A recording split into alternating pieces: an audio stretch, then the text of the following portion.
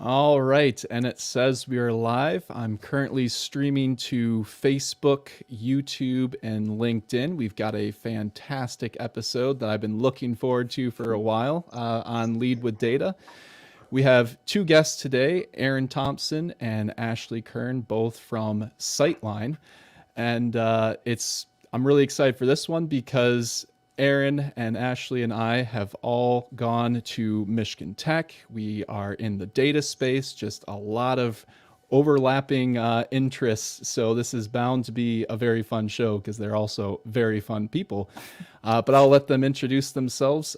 Erin, if you don't mind, Yeah. tell us a little bit about yourself, and then we'll head over on to Ashley.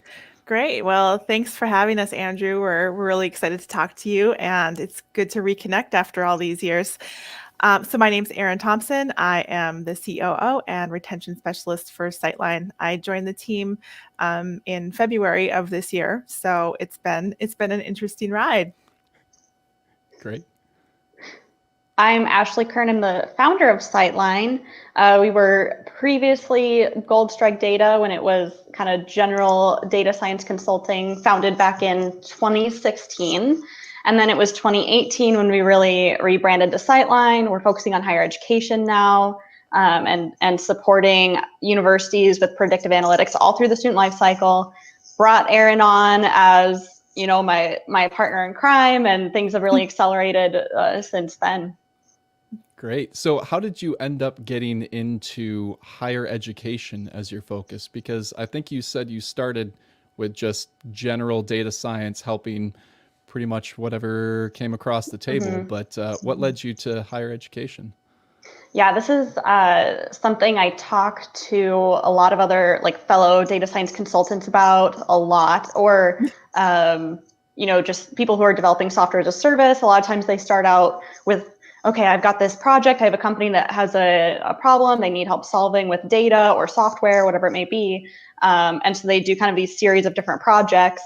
And so then it's always the question of, do you stay general and keep kind of collecting these different projects in your portfolio, or do you really specialize and find a niche for yourself? And so that's basically what I was doing back in 2016 with our higher ed work. What we found, I say we, back then it was mostly me, and I had some subcontractors occasionally, which was nice. But what I found was that basically every university is collecting the same data sets. And they have the same databases, literally they're purchasing databases from the same companies. So whenever you create a data science solution, you can transfer it pretty easily to other universities. So it was a scalable solution. And, that was a big part of what I was looking for as I was exploring these different verticals is, what's a scalable product. But also, all of us were students at one time. So we kind of went through that process. So it was easier to get in that mindset of, okay, how do I really serve students in higher ed? Especially I was still a grad student at that point. So that's how I got into that. And Erin has a great background in higher ed that, maybe she wants to talk about and how that helped grow our team. Mm-hmm.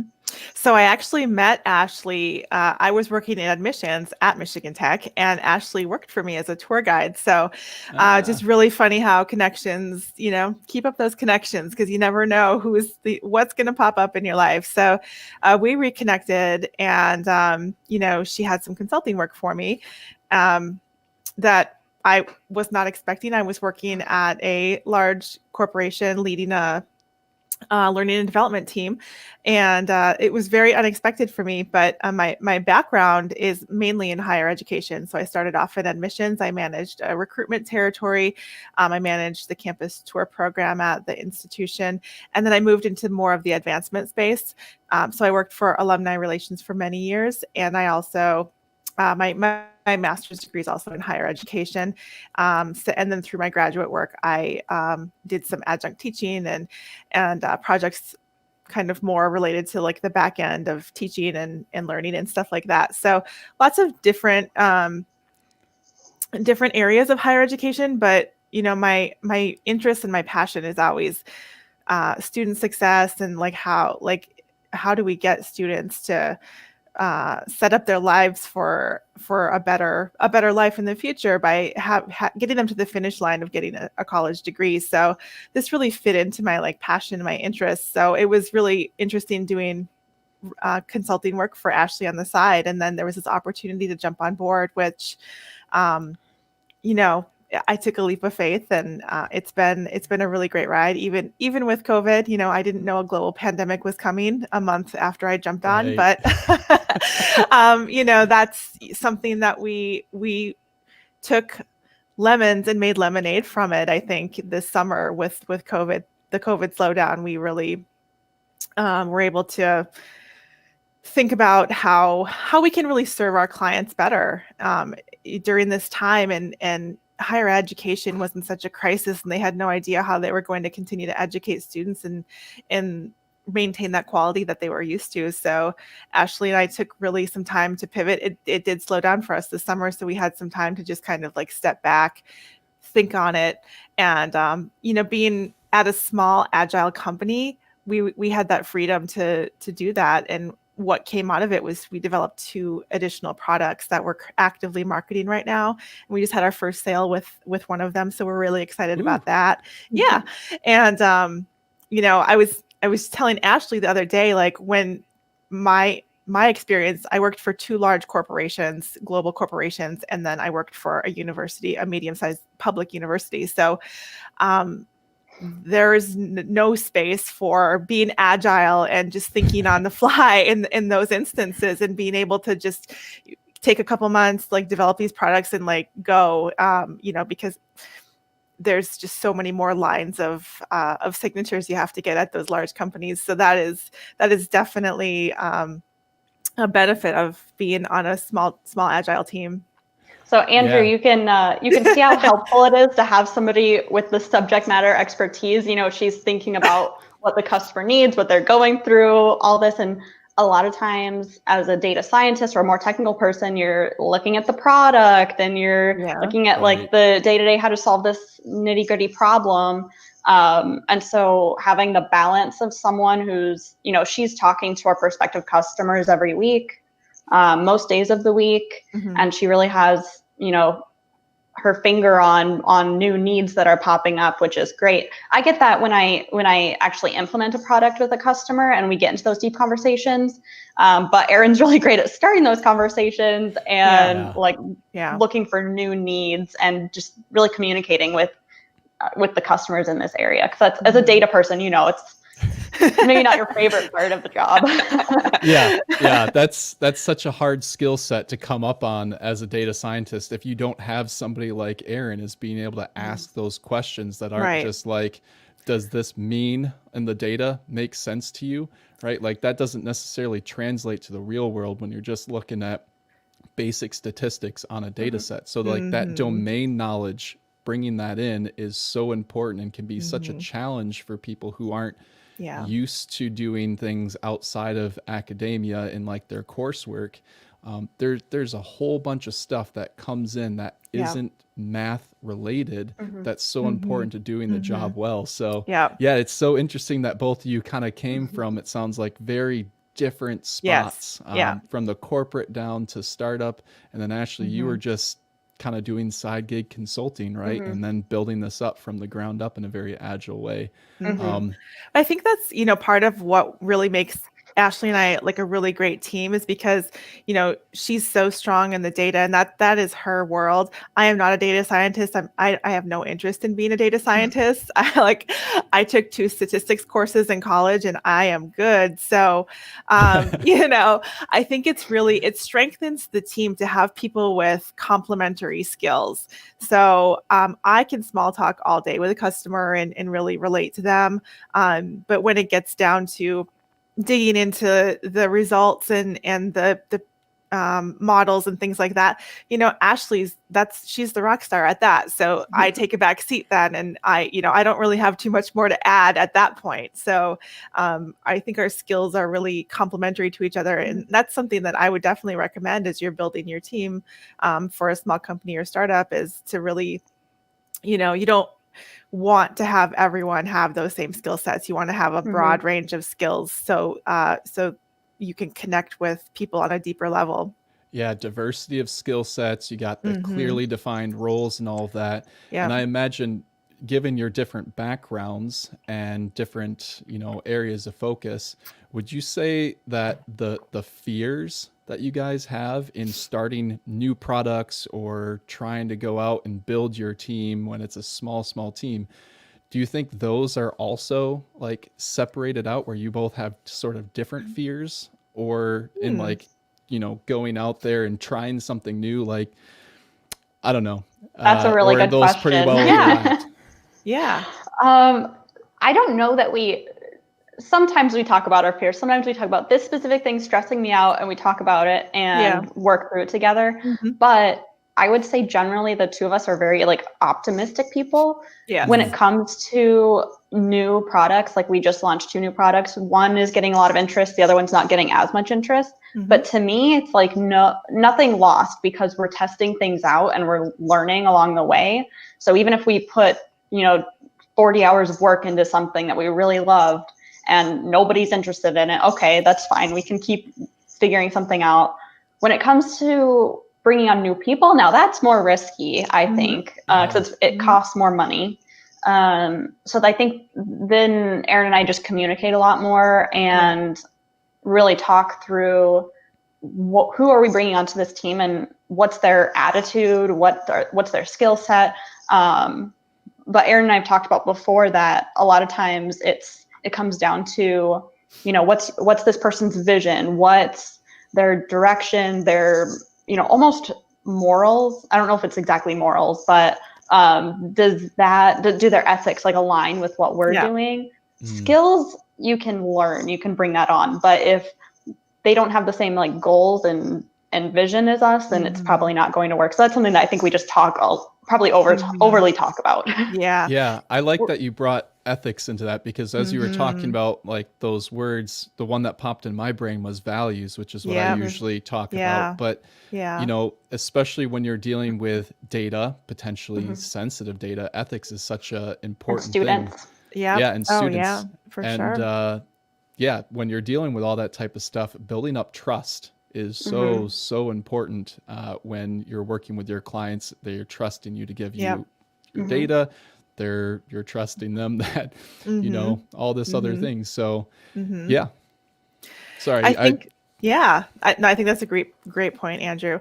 I think that our values and our ethics, really, we were able to really think on them a lot earlier this year. We've been fundraising for most of this year, so we are raising another seed round, and so we started right away. That's one of the first things we started doing when I came on board in February. So it really helped me to jump on board and really understand what this company is all about and our values, to make these investor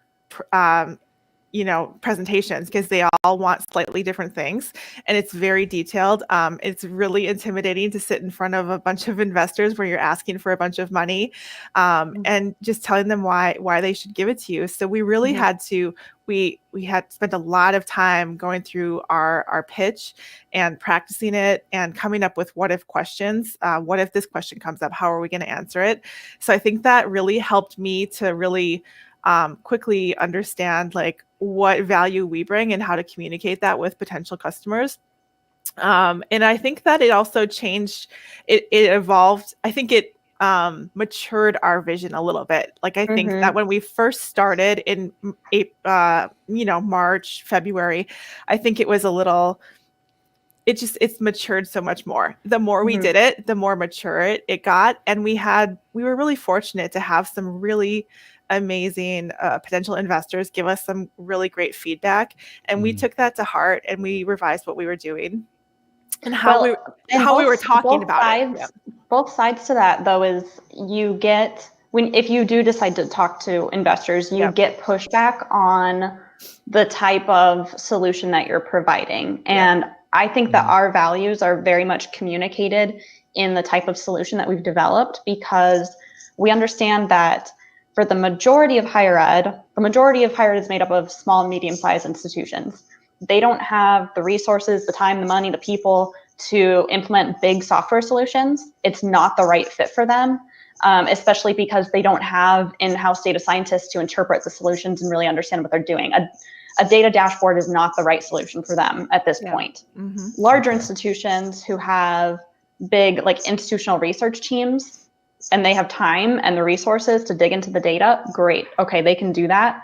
And they may have funds to update and maintain these software solutions. And so that's a lot of kind of the push that we get from certain types of investors, that they want something that's very scalable. They want something that's like an enterprise solution. You can have like really high price point on it and get recurring revenue. That's great. But it doesn't necessarily serve what higher ed needs right now. They need someone who's hands-on. They need to be able to ask a data scientist, questions, because the more you learn about your data, the more questions the customer has. So we had to be, kind of stand our ground a little bit on we want to serve our customers. We're not trying to just sell a high price point and something shiny. This is the value that we're bringing. It is very valuable to our customers. And if certain types of investors don't see that value because they have a vision of what is a scalable business, then it's probably not the right fit. So that's another thing where we got to stick together with what our values are. Yeah, we were really selective on what investors we were speaking with. We actually declined some invitations to connect just because that it didn't fit our values, or we're not an enterprise level SaaS solution. So if that's what they're looking for, that's great, but that's not us. And we have the confidence to know that. And I think that defining a vision is just so important, and knowing your values and staying true to those values. It's super important when you're growing a company.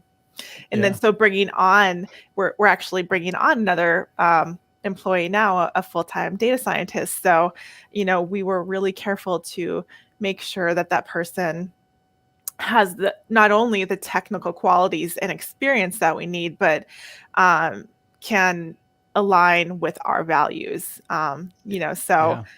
Someone that we can trust, and we're asking them to do really big things. So it's a lot.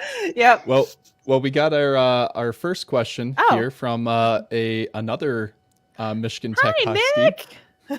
So, did you say Data Davenport? I think he might have misheard it, but that should be a term. I don't remember hearing Data Davenport, but we can create that one. Wow, is it Davenport like an old-fashioned term for a couch? I don't know what a Davenport is. I think I said dashboard. I think that's Data Dashboard. Yes, it was dashboard. Okay. Yeah. We can make a Davenport. Yeah, that's awesome. I love it. I was actually afraid, Erin, that you're going to ask that question because I had no idea what a Davenport was, and so I wanted to make sure I brought that one up so I could learn something today. Oh gosh. I think like sometimes grandmas call couches Davenports. I'm gonna look it up. I'm really curious now. We need a Googler. Please do. I'm Googling. Yep. Yeah. Okay, Davenport University. Yes, Davenport University. Davenport was the name of a series of sofa made by the Massachusetts furniture manufacturer A.H. Davenport. So I think it's very specific. Yeah, so it's kind of like using the term Kleenex when you mean tissue. Okay. Yeah. So if we were to coin this term, it'd be like, hey, come and hang out in our living room that's all comfortable, and we'll be talking about your data in a casual way. That could be your new podcast name. Data Davenport. Come sit up on a Davenport. Yeah. Rebrand. You can have while you do it. A couch as your logo. That's great. Look at all these ideas we're coming up with. It's amazing. Somebody can take that. That's free. Yeah. I can see why you guys are entrepreneurs, because it just comes to a big cushy data system. Yeah. Okay. Like it. So you're comfortable with your data. Yep. See, this is what happens when Huskies get together. Yep. Just innovation over and over. That's right. Yeah. Oh, that's great. So you had mentioned earlier on small versus medium versus large institutions, and I don't really have a sense of scale of like what Mhm. that is. Is that like defined by number of students Yes. or okay? Yeah, Michigan Tech would be medium Mhm. sized. I would say like maybe 4 to 5,000 and below would be small. And there's no like set Yeah. size in the It's industry pretty that everybody Right. agrees squishy. on. But probably more than like 15,000 would be large. Do you think, Erin? Maybe more than 20? Yeah. Something Okay. like that. Yeah. I would call 20 large, but Yeah. I would say probably 15 might be a cutoff in my head. There might be definitions out there somewhere, but that's our loose definition. Yeah, yeah. But S- most of them are on the smaller side of medium or small, Hmm. who we have worked with. Although we do have some proposals out there for very large institutions. So that's pretty exciting for us. Hmm. Yeah, absolutely. Yeah. I don't know about you guys, but whenever I'm looking through data sets, you had brought this up earlier, Ashley. The longer that you look at the data, the more questions you get. I think you said from customers, but it's also so exciting working with larger data sets where like you just see all these different things that you can Hmm. do with it. And so, do you both have like this internal process by which you go, okay, there's so many different opportunities here. Here's what we're going to go after. Oh gosh, yeah, that's hard. I would say right now, most of our development is driven by what the customer is asking for, which is Mm. good. That means that there's interest in things. So we aren't normally diving into questions that we're developing ourselves and creating a product off of it. It's kind of a customer or a prospective customer like triggers something, and we're like, wait, we can create a whole solution or a whole product around that. And we kind of dive into it. But actually, so it's higher ed, basically every data science problem. It's very complex, but right now we're focusing a lot on higher ed competitive markets and pricing. So how does pricing affect your yield rates? What are your top competitors and what are the characteristics, and where do you sit with your pricing relative to your top competitors? And so we just delivered a report to one of our customers on this, and Yeah. just yesterday and this morning, I just kept looking through these figures, and it's very much a tool where the university can look at where they sit and say, okay, if we adjust our pricing, how will this change where we sit in the market? How do we think this will affect our yield rates? And they can make decisions off of that. But I'm still, trying to get a real good grasp on, what are the different segments in this market? How much is price really impacting yield rates? And I just called my dad. We work with him a lot. He's a PhD in statistics. So I called him this morning. I'm like, there are just so many complex things, and I'm just trying to wrap my mind around this. And I was, it's one of those things where you're just thinking about the problem while you're like in the shower all the time. Yeah. And it's just, you wake up in the middle of the night, like, wait a minute, what about this? What about that? So yeah, it's complex. Yeah. One thing that I have learned is that when we solve for one question, a million other questions come up. And also we love it when our customers have questions too. Like we'll be going through some results with a client, and then they'll be like, well, what about XYZ? And we're like, that's great. We're going to look into that for you. So that's also part of our, small flexibility that we can, we have the flexibility to be able to do that and go back to the data sets and look at it a different way. Yeah. So, Erin, you had mentioned Yeah. this transition Mm-hmm. from more corporates Yeah. down to smaller startup stuff. Yeah. What about the type of work that you're doing and like those sorts of Mm-hmm. changes there? Is it different working on Mm-hmm. data related projects than what you were doing before? Or was data a big part of your Mm-hmm. job before too? So I started off my career in the pharmaceutical research industry. So I was, working with Yeah. like super technical, like, drug development results and stuff like that. So, but throughout my career, it's always focused on the customer and what the customer wants. So I think that's really what I've been able to develop in different industries is like, when I was leading a learning and development team, I was training salespeople. So what do they need and what do they want? How is it best communicated to them? They're busy salespeople. They're all over the world. How do we get this to them? And when I was at the university, I was serving 70,000 plus alumni. And I was also working with students. So it was about what do students need? What do they need to know? What do alumni need from us? And now it's I don't work too much with the data. It's the work that I do is about solving the customer's problems. So figuring out like what's their biggest pain point, what's keeping them up at night, and like let's use your data to figure that out and solve that for you. So it's really getting to that. And then when it comes to the hardcore data analysis, we hand it off to Ashley and our data scientists.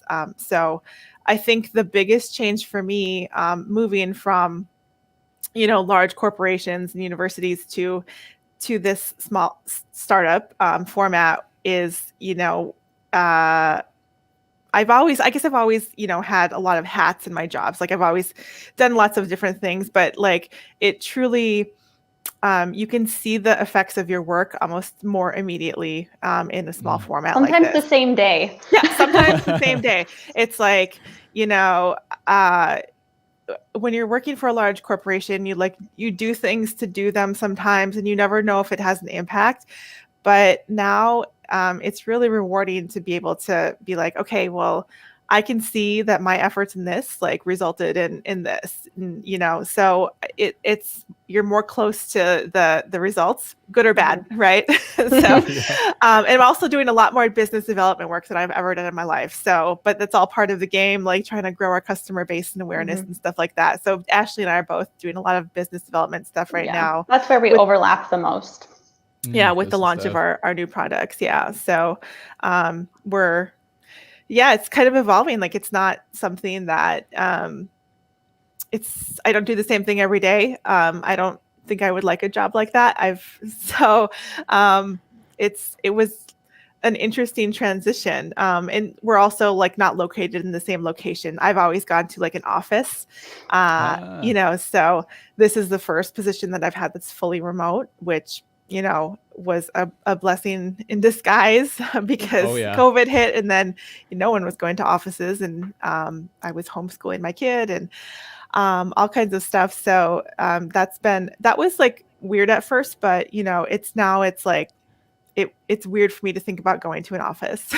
So yeah, I had the exact same transition. Starting in January, I started working from home. And like you said, kind of blessing in disguise, right? Like there's that short amount of time that you had to kind of get used to it. And then it was sort of necessary. And it's really fortunate that, when you work with data, you can always teleconference with people, but data is the sort of job that you're able to kind of do from wherever and collaborate wherever. So such a fortunate thing. And, video conferencing and just Slack and things like that have come so far over the past few years. It's so easy just to stay connected and feel like even though we're hundreds of miles apart, it's easy to feel like we're just like right next door. Together. We're together. So as you guys are growing your team, are you planning to kind of stay fully remote for everybody, or are you hoping to kind of bring things together, centralize, maybe that changes with how COVID develops, but just curious what you guys are thinking. Yeah, I'd say the next at least few years will probably all be remote. For one, sourcing talent is difficult, and having the advantage of, hey, you can work from where you need to, and be very flexible with hours.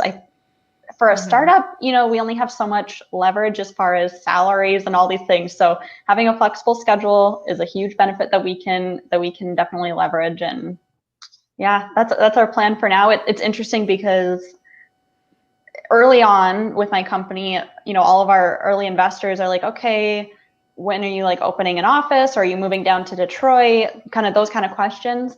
Now, since COVID, I have not heard a single peep about any of that. And it's like, well, we were already rocking and rolling remotely. We're going to keep going. It wasn't a transition for us. Yeah. We were good. Yeah, that was one of the benefits that we were able to really share with potential investors. Like, we don't have a physical space. We don't have a physical office space that we have to maintain, and we don't have a physical product. So we're not trying to manufacture things. We're not trying to bring in parts from other countries to make what we make. So we, like a location and physical product perspective, we weren't affected by COVID at all. We were affected by COVID because, of a slowdown with higher education spending money on stuff like that, because they had no idea how they were going to keep their doors open. So that's where we saw the slowdown. But so it was fortunate that we didn't have a physical location and things like that. But I think, for right now, it's working well for us, and I don't think that being in a physical space together, I don't think that would change like what we do or like how we do things.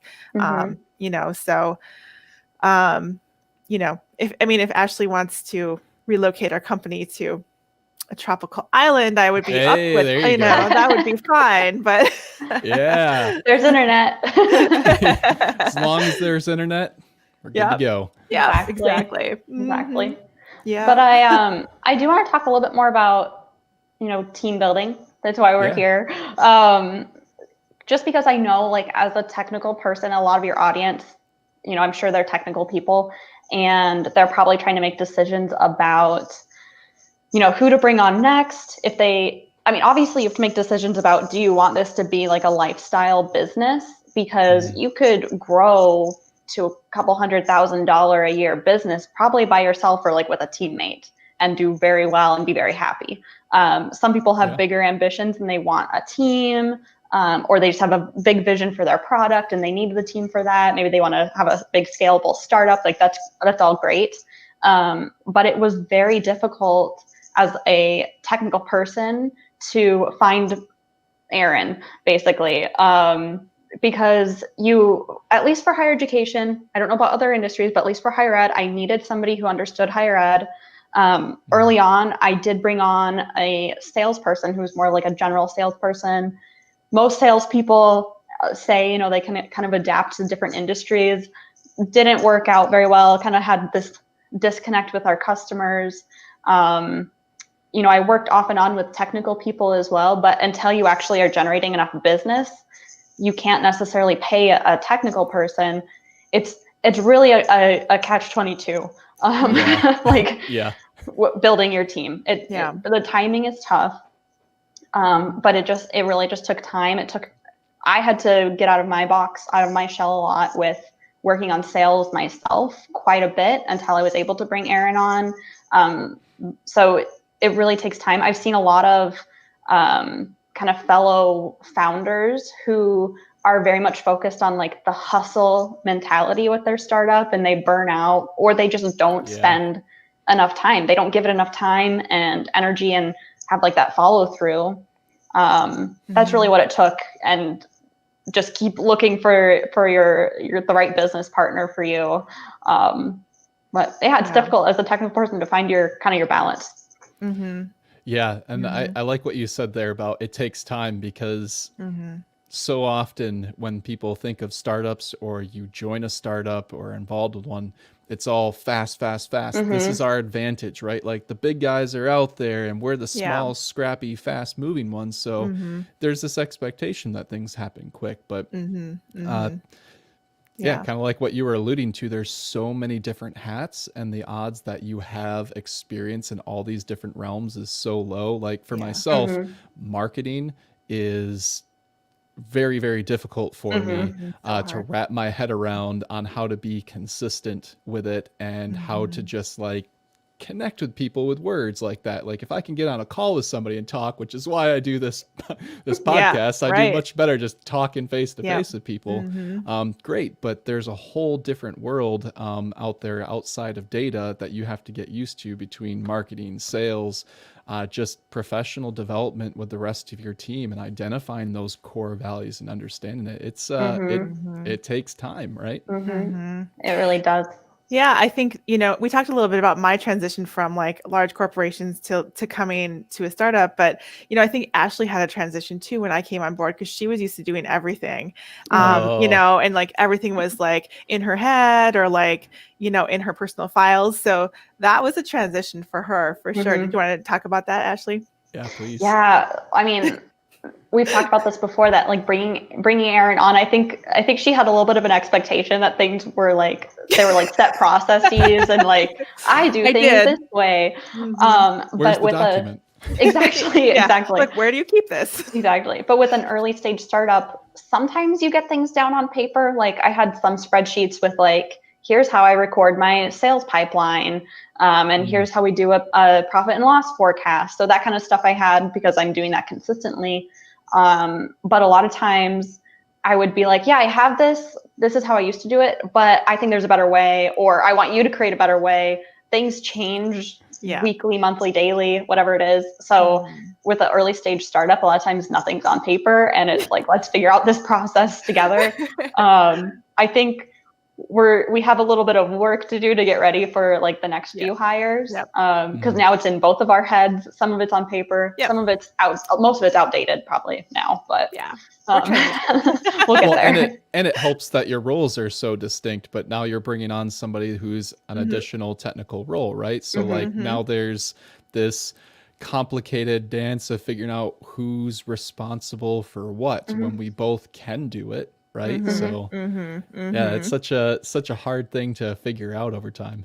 Yeah. And how much of the business side to involve this new person in, because we want them to be very focused on solving the technical problems and scaling our solutions, but we are still a team and every business decision that we make does affect this new person also. And maybe they have great new ideas or new contacts or whatever it is. So it's definitely, we don't want to all turn into like the same person who's like involved in everything basically, but you still figure out who all is involved in what, especially with kind of like the horizontal management style that, you know, we're all going to be pretty equal, but still dividing roles. It'll be interesting. Maybe you can have us back on in like 6 months. With our data scientists. I've always related that sort of challenge with like information sharing to like sampling data, right? Like you can sample data really fast and maybe get a better picture of something because you got higher resolution, but you get a lot more noise that way too.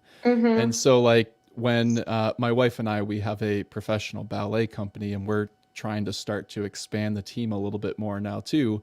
And yeah, those first people you start bringing in, you want to be able to have them influence the vision and get the full vision and to know things in advance for like why you're doing things, because yeah, it's an intimate, close team, but things in a startup can change really, really fast. And when they don't have the full context, it can look like you're just like thrashing around back and forth between That's ideas. probably how Erin felt in the beginning. And I was like, I promise there is a direction for this. I promise there's a reason.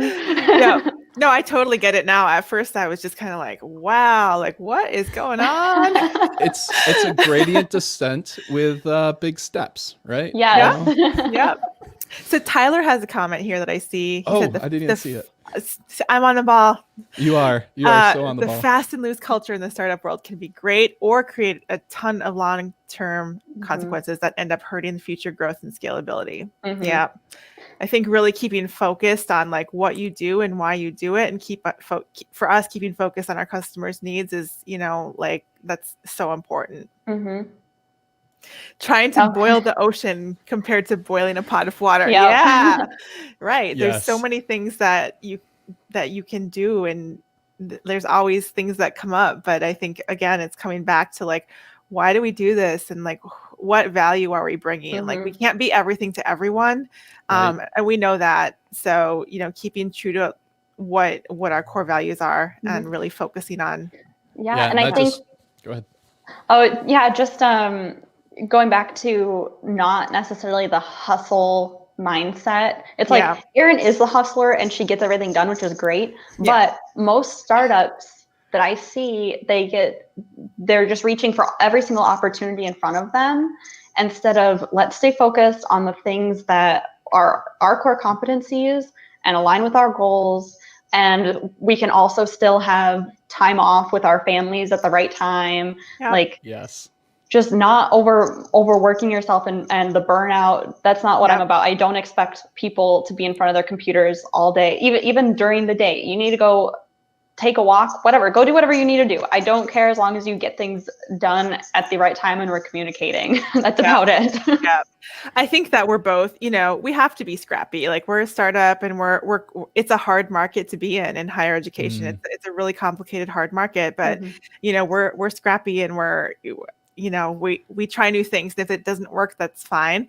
But I think something that helped us that we were talking about earlier is this book called Traction. I just happened to have it on my desk when Ashley was talking, and it reminded me about this. But it really talks about getting they call them rocks. So like for each quarter, figure out what your rocks are, and that's like your anchor of your company for your quarter. So like, what are these important rocks that we're going to focus on? So Ashley and I, we were kind of going through this book together, and so this fall we made our rocks for the rest of the year, and it was really focusing on getting our marketing in check. Like we needed to explore different ways to like market and like for new customer acquisition, and really launching these 2 new products that we developed in a really thoughtful, strategic way.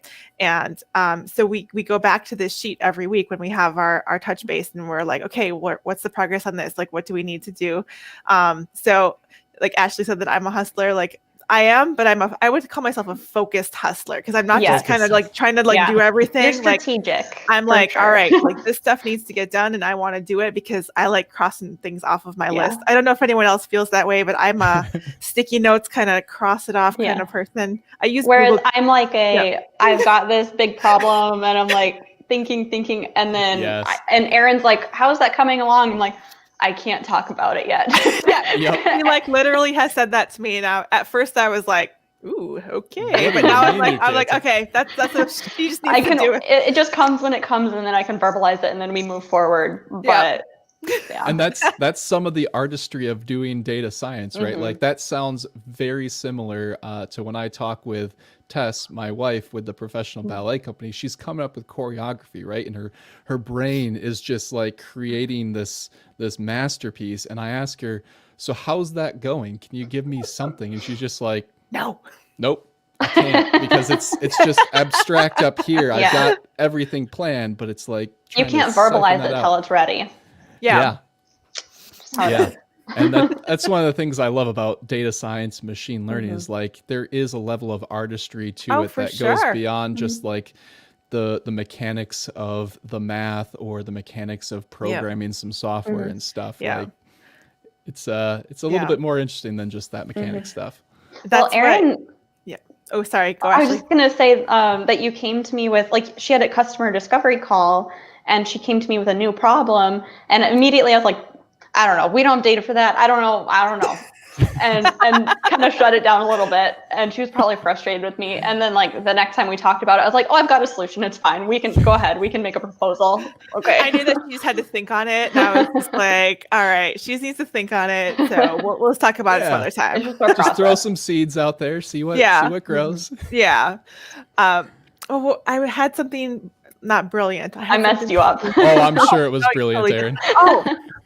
So we were talking about the artistry of data science, and there's so much interpretation, and you really need to have the experience and the you have to have experience in both data science, but also in the field that you're the vertical that you're working in. And I think that's why a lot of times we talk with potential customers that have these like kind of like out of the box solutions that are just like purely like chug and plug, and like there's no artistry involved to it because there's no interpretation. So it's just chugging numbers, and they're frustrated that they're not getting making any traction to their goals with these solutions. And then we come in and we analyze their data and perform the artistry that our data scientists perform, and they're like blown away, and they're like, why is this so different? And it's like, well, because you have to have a human too. Like it's not just like chugging it with a computer.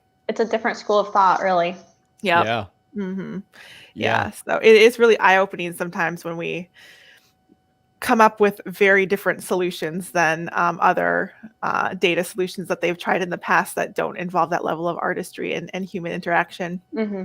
Yeah, as much as we want, it's not always a one size fit all, right? So that's kind of like your challenge that you were talking about, is like, how do we make something a repeatable and scalable business model, but retain that artistry, that customer focus, Yeah.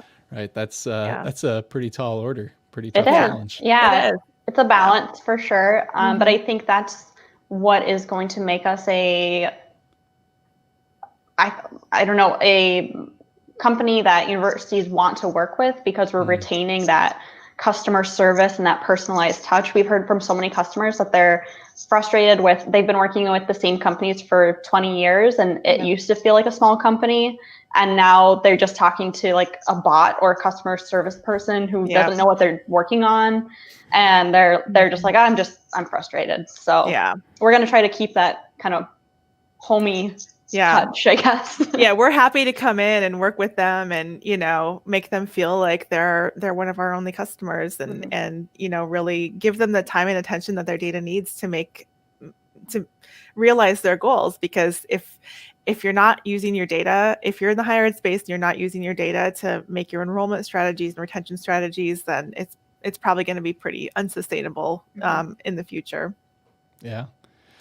Well, this is probably a dangerous question to ask towards the end of a live stream, because it's probably easy to tangent off into a bunch of other conversations. But when you are looking at the problems that you're solving in higher education, you're customizing them for your specific client because you're this high touch firm, right?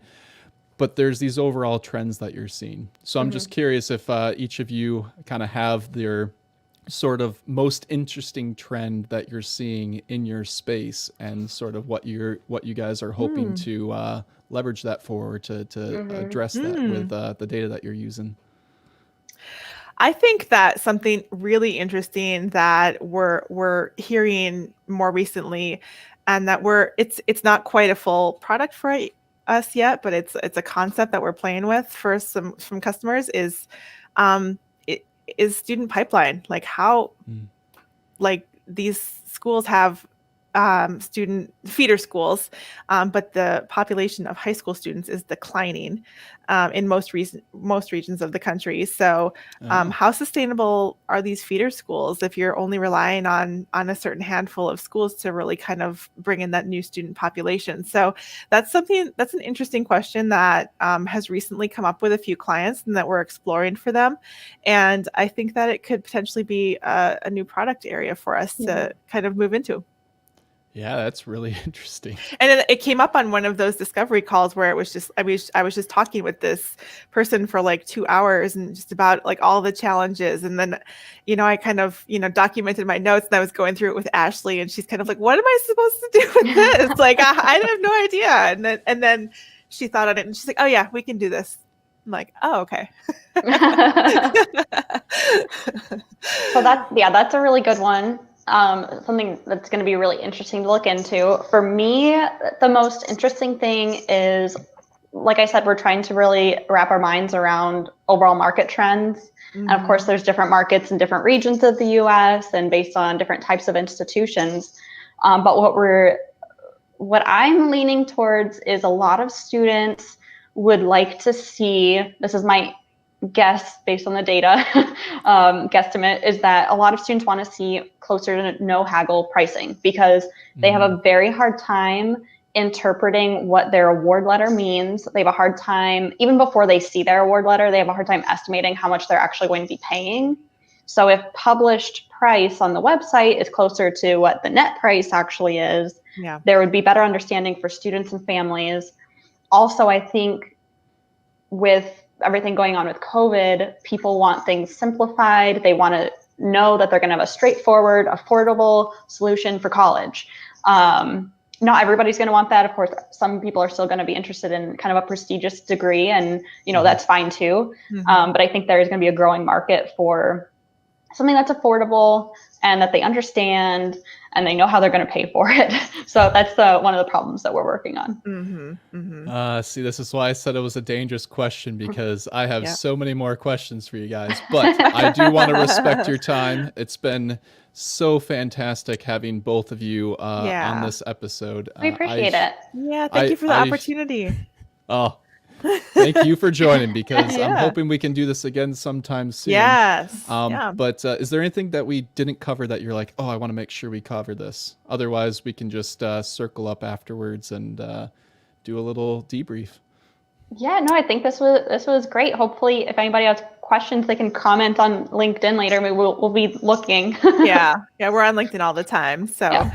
Awesome. feel free to reach out to us if you have any questions about, like our specific growth strategy for our company, or just kind of general questions or anything. We're open to questions, and we appreciate Andrew for connecting with us and having us on. This is really great. Yeah. Well, thank you very much, Erin and Ashley. And that was Sightline that you guys have started. So Sightlinedata.com. Sightlinedata.com. Check it out. Yep. All right. Thanks very much. And thanks everybody for tuning in. Thanks, Have a good rest of everybody. your day. Bye-bye.